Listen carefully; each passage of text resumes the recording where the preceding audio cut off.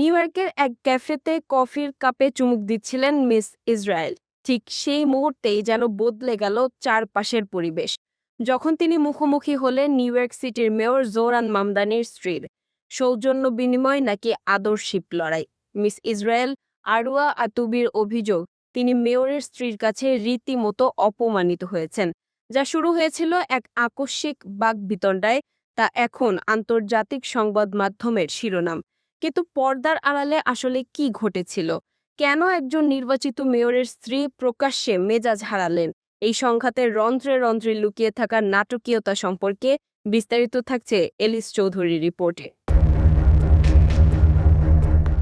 New ইয়র্কের আকাশচুম্বী দালান আর ব্যস্ত জীবনের ভিড়ে কুইন্সের একটি ক্যাফে তখন ছিল শান্ত, কিন্তু সে নিস্তব্ধতা ভেঙে যায় যখন মিস ইসরায়েল আডুয়া আতুবি এবং সিটি মেয়র জোরান মামদানির স্ত্রী একই ছাদের নিচে আসেন। আডুয়া জানিয়েছেন তিনি মেয়রের স্ত্রীকে চিনতে পেরে হ্যালো বলতে এগিয়ে গিয়েছিলেন, কিন্তু সেই এক মুহূর্তের সৌজন্যের জবাবে যা ফিরে এলো তার জন্য তিনি মোটেই প্রস্তুত ছিলেন না।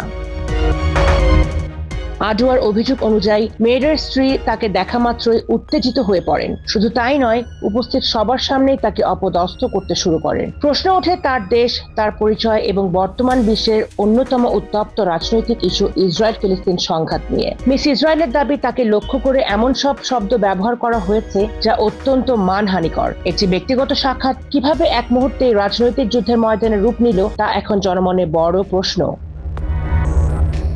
মেয়র জোরান মামদানি বরাবরই তার কড়া রাজনৈতিক অবস্থানের জন্য পরিচিত। তার স্ত্রীর এই ধরনের আচরণ কি সেই রাজনৈতিক দর্শনেরই বহিঃপ্রকাশ? আডুয়া আতুবি তার ভিডিও বার্তায় অশ্রুসিক্ত কণ্ঠে দাবি করেছেন এটি কেবল তাকে অপমান করা নয়, বরং ঘৃণা ছড়ানোর শামিল। অন্যদিকে মেয়রের ঘনিষ্ঠ মহল থেকে দাবি করা হচ্ছে ঘটনাটি সাজানো এবং আডুয়া নিজেই মেয়রের স্ত্রীকে উস্কানি দিয়েছিলেন।